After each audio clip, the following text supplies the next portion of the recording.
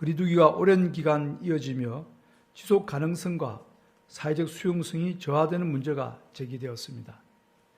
또한 많은 전문가들은 코로나19와 장기적 공존이 불가피한 상황에서 획일적인 시설 폐쇄 등의 지나친 대응보다는 감당 가능한 위험 수준 이하로 유행을 통제하는 것을 목표로 삼아야 한다는 의견을 제시하였습니다.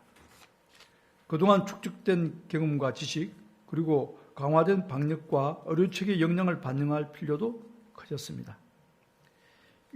이에 관리 가능한 수준에서의 안정적인 억제를 중시하면서 보다 지속 가능한 체계를 목표로 사회적 거리두기를 재편하고자 합니다. 먼저 기존의 3단계 체계를 보다 세분화하고 권역별 대응을 강화할 것입니다.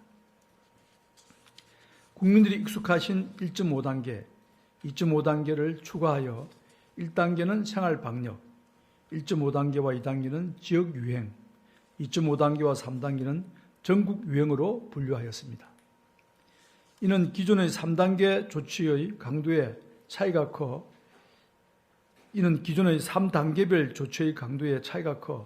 실제는 5단계 체계로 운영된 점을 고려한 것입니다.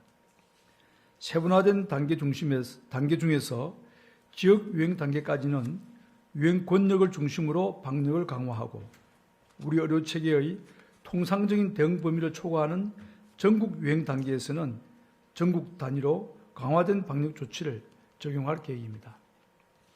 아울러 그간 확충된 중환자 치료 병상의 여력을 고려하여 단계 객상 기준을 조정하였습니다. 주간 평균 일일 환자 수를 핵심 지표로 하되 60대 이상 환자 비율, 집단 감염 양상 등 다양한 지표를 참고하여 단계 조정 여부를 판단할 것입니다.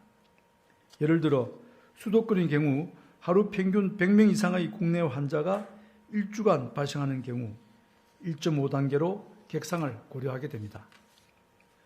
두 번째로 각 단계별로 위험시설과 활동에 대한 보다 정밀한 방역체계를 마련하였습니다.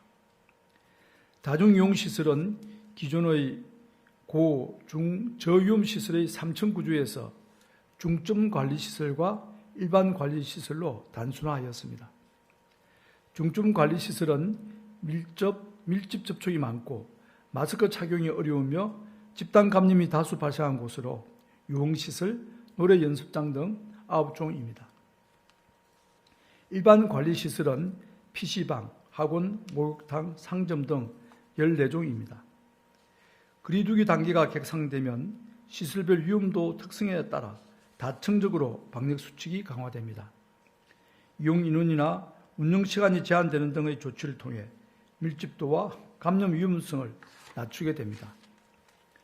서민경제의 피해가 큰 집합 금지나 운영 중단 등의 획일적 조치를 최소화하고 최대한 정밀하게 방역수칙이 다층적으로 강화되도록 설계하였습니다. 예를 들어 공연장의 경우 1단계에서는 기본 방역수칙이 의무화되고 1.5단계부터는 다른 일행 간 좌석을 띄워야 합니다.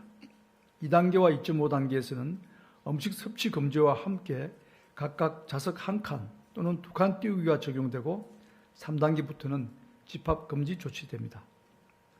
시설 외의 모임과 행사 등 일상 활동에 대해서도 단계 객상에 따라 방역 수칙을 점차 강화합니다. 결혼식, 동창회 등의 모임과 행사는 2단계부터 100인 미만으로 개최해야 하며 단계 객상에 따라 인원 제한이 강화됩니다. 마스크 착용은 2단계부터 전체 실내 시설에서 의무화되며 위반 시 과태료가 부과됩니다. 국공립시설은 시설 특성별로 운영을 중단하는 단계가 다르며 박물관과 미술관 등은 2.5단계까지는 이용 인원을 제한하며 운영을 허용합니다. 사회복지 이용시설도 취약계층의 돌봄 공백 최소화를 위해 철저한 방역하에 2.5단계까지 계속 운영하며 3단계에서도 긴급 돌봄 등 필수 서비스는 제공합니다. 세 번째, 생활방역체계의 감염 억제력을 확보하기 위해 1단계의 방역관리를 더 체계화하고 강화합니다. 가장 최선의 결과는 단계를 올리지 않고 1단계에서 코로나19 유행을 통제하는 것이나 현재는 대부분의 방역 수칙이 근고에 머무르는 등 1단계의 억제력이 충분하지 않다는 지적을 반영한 결과입니다. 이에 따라 방역 수칙이 의무화되는 영역이 확대됩니다. 다중이용시설은 중점과 일반관리시설 23종에서 모두 마스크 착용, 출입 명부 등 핵심 수칙을 의무화하고 대중교통, 집회, 시위 등 위험도 높은 활동에 대해서도 핵심 수칙을 의무화합니다. 기존 방역 수칙을 체계적으로 재정비하는 한편 흡연실 이용 등 위험한 활동의 수칙도 추가하고 온라인 홈페이지를 통해 손쉽게 찾아볼 수 있도록 홍보와 교육을 강화할 예정입니다. 과태료 부과와 구상권 청구 등을 활성화하고 다양한 인센티브를 통해 모든 국민이 책임있게 방역에 동참할 수 있도록 하겠습니다. 마지막으로 예측 가능성과 사회적 의견 수렴을 위한 가버넌스를 강화하겠습니다. 국민들께서 거리두기 조정에 따른 준비를 하실 수 있도록 단계별 객상 가능성을 사전에 알리고 가급적 시행 전 시간을 두고 객상을 발표하겠습니다. 1단계의 경우 권역별 기준의 70% 수준, 전국적으로는 국내 환자 발생 평균 100명 이내를 관리 목표로 두고 이를 초과할 경우 단계 객상의 가능성을 국민들에게 사전 예고할 것입니다. 생활방역위원회를 정례화하고 각 부처에서 소관시설과 업계의 의견을 적극 수렴하도록 하여 사회적인 의견 수렴도 강화하겠습니다.